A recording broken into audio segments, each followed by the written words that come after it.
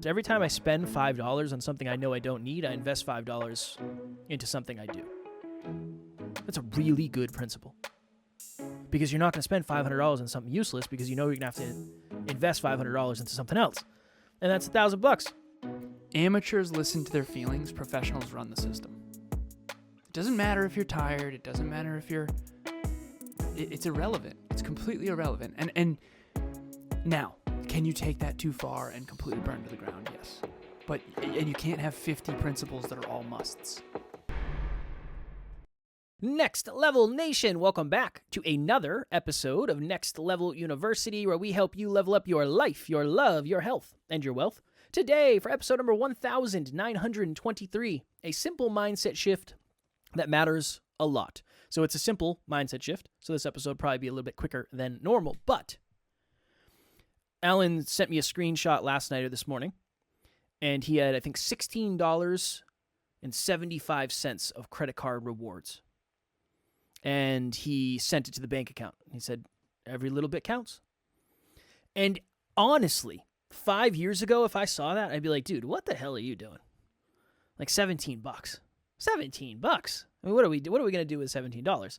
We can actually do a fair amount with $17. But a simple mindset shift that mattered a lot to me was there's the principle versus the reality. So the principle of saving $1 or saving money wherever you can is drastically different than the reality of what it actually looks like.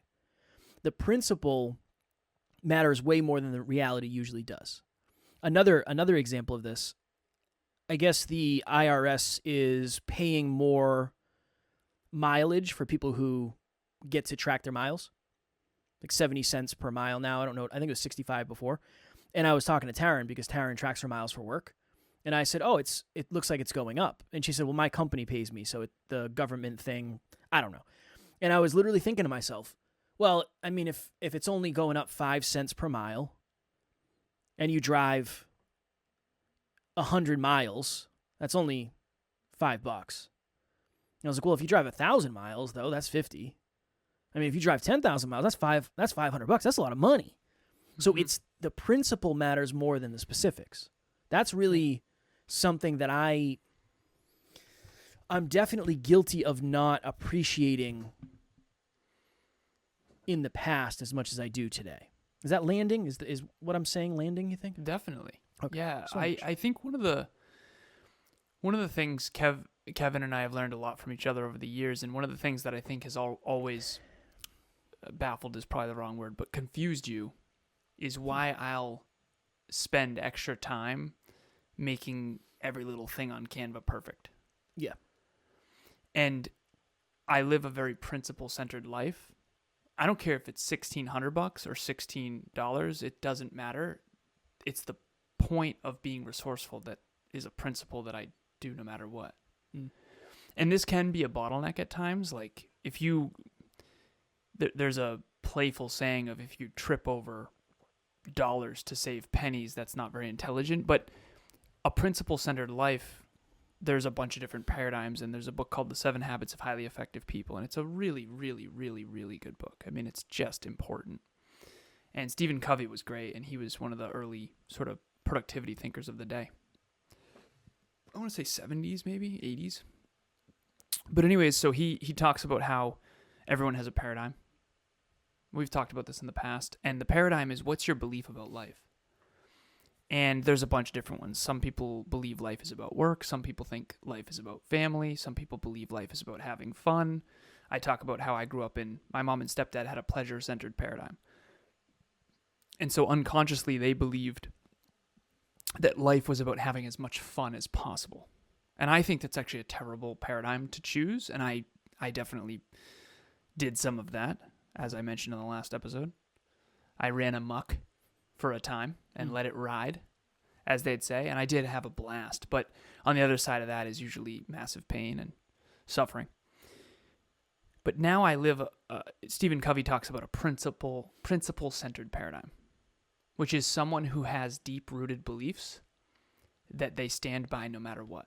And there's that really famous quote of, you don't really fully know how to live until there's something for which you're willing to die.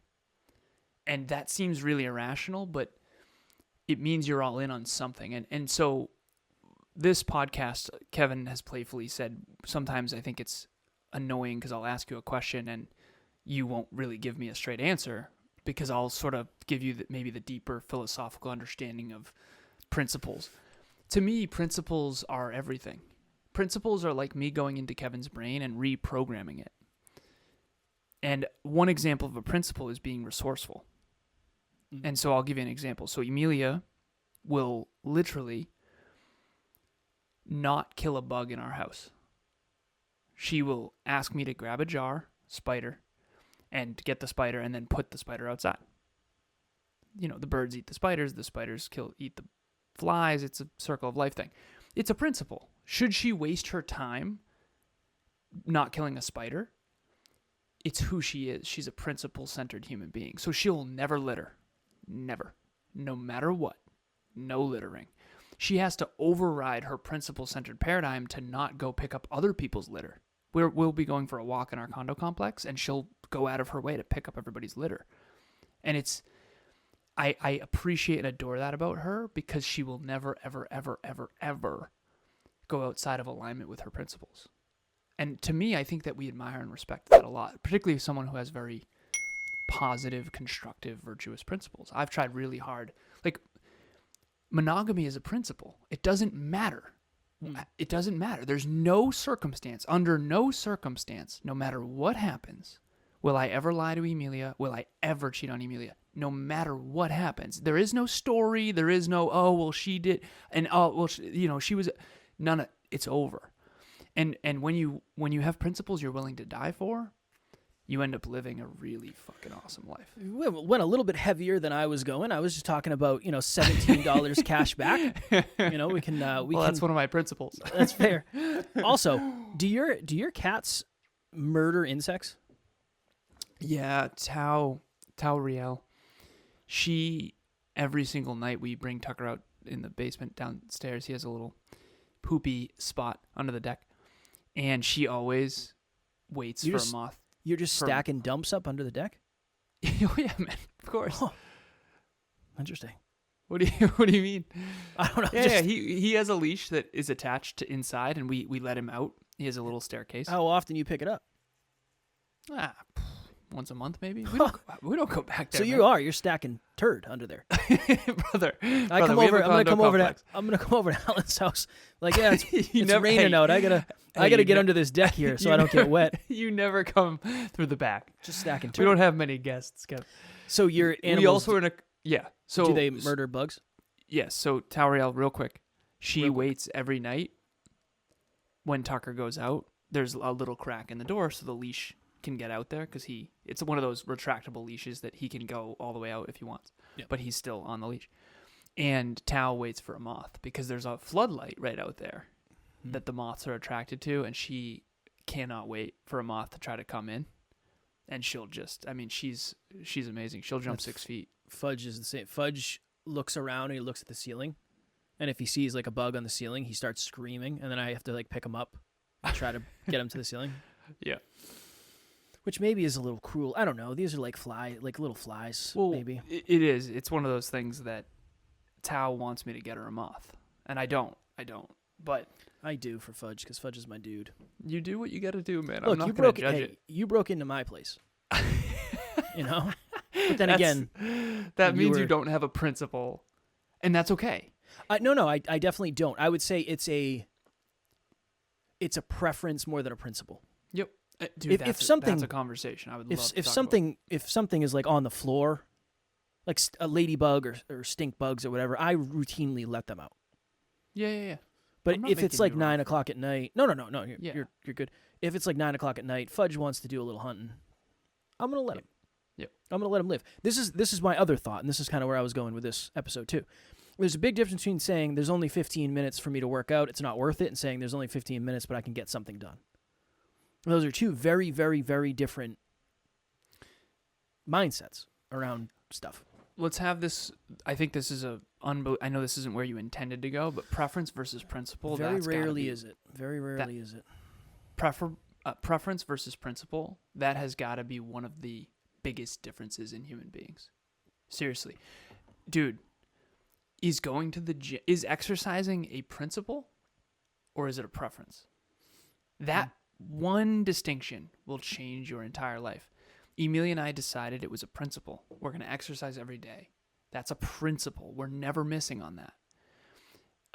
There's other principles. Recently, I've focused more on profitability, revenue. Otherwise, we were gonna go out of business, basically. And I know that's a principle now. I can feel that I'm different now.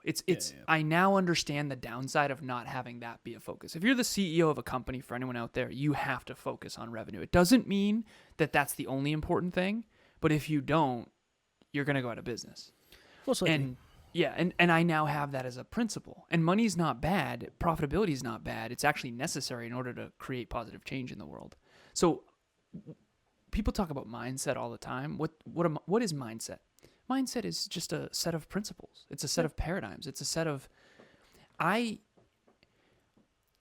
In coaching, I'm trying to help people understand the unconscious principles that they have. So you have a principle of generosity. And every principle has a downside, a potential downside. And so you tend to be overly generous. You'll give way bigger tips, and I think some of that is great, and I think some of that is reckless. And I agree. Yeah, and I think that generosity is a luxury that you have to earn. But that's all principle based. And so one of the reasons I'm so boring is because everything's principles. You are boring as shit. Now the fact that I know that you have a turd farm under your deck, I'm actually pretty engrossed by that. That's like, it's not as bad as you think, man. Tucker's a little Pomeranian Chihuahua. You got to poop once a day. That's 30 turds under there. We have a condo complex where they do all the landscaping. It's awesome. Huge fan. They're not picking up the turds. No, but they do leaf blow. And you think that it's like a tumbleweed, like a turtle weed. It just floats. It just goes down into the woods. Dude, turds are soil, man. This is how it rolls. That's gonna be the quote from today's episode. Turds are soil, man. Dude, where do you think animals go to the bathroom? They go outside. I've never seen one do it. I don't think they even do. Brother, it's biodegradable. It's all good. I don't even think they do. Let it ride. I think the first rainstorm, that poop is going to be soil. You're fine. It's just funny to me to imagine you at the end of a night, like just unleashing Tucker to go poop under the deck. It's like, all right, buddy, see you in a couple minutes. Of course. Have fun. Yeah. Throw on the floodlight. The girls go to the bathroom, and we do bathroom. BAFROOM. All of us together every night. Bathroom. It's bathroom time. I take a dump down there too. Well done. Well done. Well done. That was good. Hello, NLU listener. Thank you, as always, for listening to Next Level University. Real quick, I just want to jump in and let you know about the Next Level Dreamliner. This is a journal that I use every single day. Achieve your dreams 90 days at a time. It breaks down your dreams into goals, milestones, and daily habits. We hope you enjoy it. The link will be in the show notes. What else? Is there anything else we're missing for print? So, again, I know Alan and I are kind of not talking about the same thing. We are. I'm talking about it at a very much higher level. But that's new. That's new to me. It's new to me that I would say, well, it doesn't really matter that much. It's like, well, that 15 cents, that $15, that $1.50, whatever it is, it doesn't really matter that much. Now I can tell that I'm thinking differently about that over a long enough period of time, because now it's always, I literally, again, I'm not sponsored by any of these companies or anything. I literally had been drinking ZOA for like a year and a half. And then when I went to Washington for Podcast Movement, I got like the ghost drinks, the energy drinks. Yeah. They'll be real good up front, but then it's what do you mean? It's a less clean energy, in my opinion. I like ZOA better. Well, let me tell you why. Mm-hmm. I went on Amazon. It was $1.15 cheaper for those things. So I switced. I went from ZOA to Ghost. And they taste way better. Fair. Yeah. Am I going to die, though? No, I think you're fine. Oh. The reason why ZOA, green tea extract, very clean form of caffeine. It's a cleaner high, for lack of better phrasing. I go to the gym right after, so I don't really care. Well, You might not notice. Here's one thing. You have a I've taken principle of being... some caffeine before, so it's like I've taken some probably pretty bad caffeine. I used to hammer White Monsters like they were going out of business. Yeah, no, there's certain things that are healthier than others. That's one of the... But you have a principle of being on time. That's a principle for you.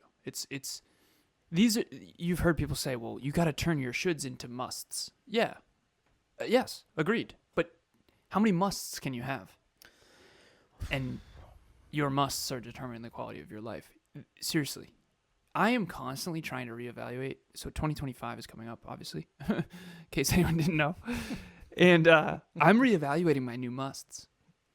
I told Kev I need permission to be a few minutes late for you because I'm doing other things that I'm never just chilling while you're waiting. Ever. Dude, never. Yep. I have certain principles run me. I think a lot of people, I always say this to my clients. I don't say it on air, for lack of better phrasing. I probably should more.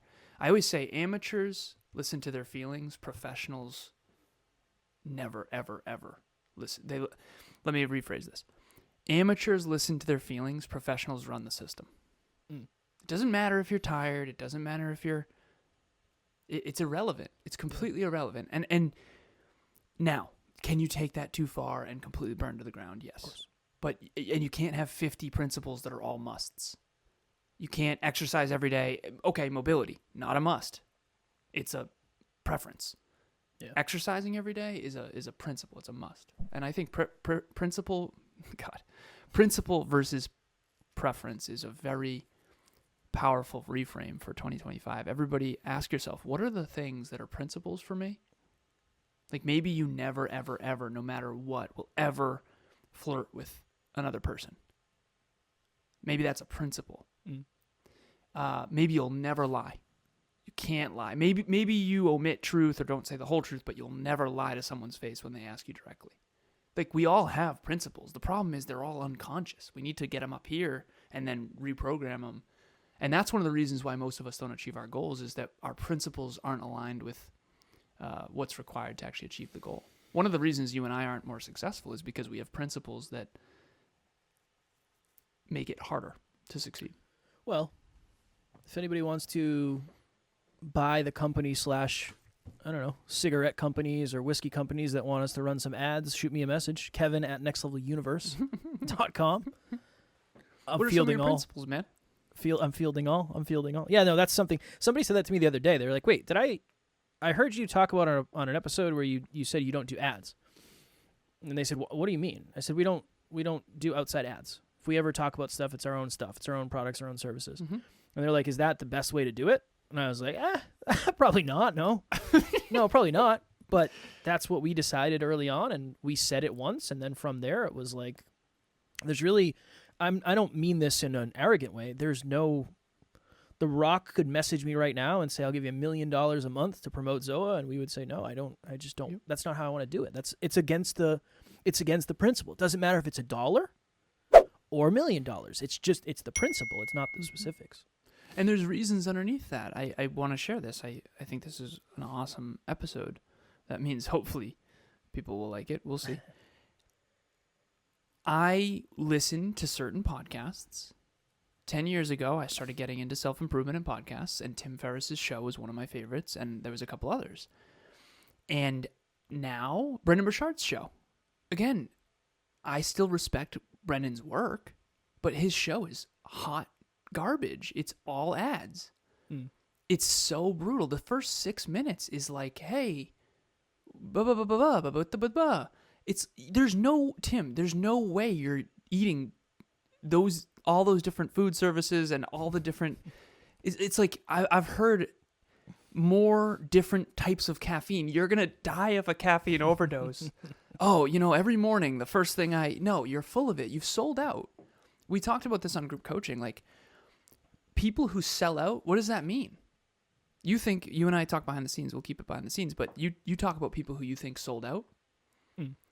What does it mean to sell out? It means abandon principles. Abandon your principles.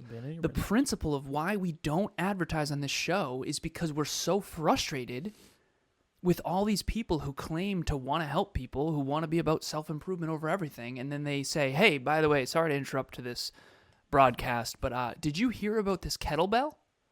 It's got a giant gorilla on it, and I use it every morning at 4 a.m. I have been doing it since I was 7. 7 years old. Yeah, 7 years old. It's just a giant lie. And that's called selling out, and I will never do it. And it's way harder to succeed without selling out. It's way harder. For sure. Yeah. I remember I asked Kev one time, can I put 175 countries in my bio? And you're like, yeah, it's at least that. I want to put 180. It could be 180, but we can't do that until we're certain it's 180. Could be 200, 300, 700. We're heard in 700 countries. By every person ever on the planet.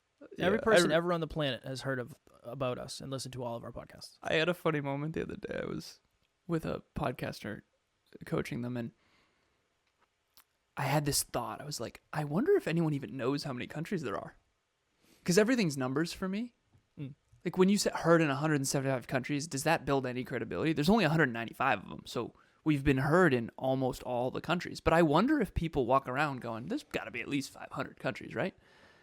I don't know. I mean, I don't know. I don't think I would know. If you asked me a couple of years ago, I wouldn't know. Yeah. So it doesn't build as much credibility as maybe I thought, you know? No, maybe not. Because everything's relative. It's when you talk to a podcaster and you say 1,900 episodes, the first thing they say is, oh, so like micro content? Yeah, say, No. The average is probably a half hour. Probably 25 minutes now. But not for long. Then they go, whoa. But if you say that to a non-podcaster, 1,900 episodes, they'd be like, oh, cool. I think it depends on the person. Yeah, because it's all relative. If I say 600-pound deadlift, Kev goes, what? Yeah, it's some world-class stuff. But if you don't have reference to what that means. Well, it goes both ways too, right? Because you might hear it and it might actually be way more impressive, or it might actually be way more, it might seem way more impressive. Because I'll tell Taryn, I'll be like, yeah, I squatted 275 today. And she's like, what's the most you've ever squatted? It's like, damn, more than that. 405? No, 425. Yeah. Back in the day. It's all relative. I'm making my way back. I'm making my way downtown, walking fast. Faces past that I'm homebound. Okay. All right, we're going to go because Alan has a coaching call. And like I said, this is kind of a shorter one because it's the principle of principles versus preferences. What's your wrap-up? My wrap-up? Wrap this in a bow for us, Kev. Yeah, it's not about the specifics. It's about the principle of it. Yeah, maybe you're only saving $1, but if your principle is to save as much money as possible. I was thinking that recently. Like every time, at some point, I don't know, maybe at some point, but I saw this somewhere online. They said every time I spend $5 on something I know I don't need, I invest $5 into something I do. That's a really good principle. Mm-hmm. Because you're not going to spend $500 on something useless because you know you're going to have to invest $500 into something else. Yeah, and that's $1,000. Can change your whole life. That's how I would wrap it up in a bow. Nice job. I would steal yours. All right, Next Level Nation, make sure you're subscribed so you never miss an opportunity to get to the next level. As always, we love you. We appreciate you. Grateful for each and every one of you. And at NLU, we don't have fans. We have family. We will talk to you all tomorrow. Stay principle-centered. Next Level Nation.